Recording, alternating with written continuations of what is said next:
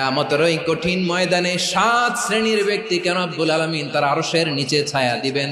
তার মধ্যে প্রথম শ্রেণীর ব্যক্তি হলো ইমামুন আদিল, যে ইনসাফের সাথে বিচার করে, যে জাস্টিস সমাজে সার্ভ করে, যে সুশাসন নিশ্চিত করে, ওই ইমামুন আদিল। আদিল শব্দটা বুঝছেন না? ইন্নাল্লাহা ইয়া'মুরু বিল আদল, পাইছেন? আদিল। 7 শ্রেণীর ব্যক্তিকে আল্লাহ তাআলা সুশীতল আরশের নিচে ছায়া দিবেন, যেদিন তার দেয়া ছায়া ছাড়া কোনো ছায়া থাকবে না। এর প্রথম হচ্ছে ইমামুন আদিল, ন্যায়পরায়ণ শাসক। চিল্লায় বলেন সুবহানাল্লাহ।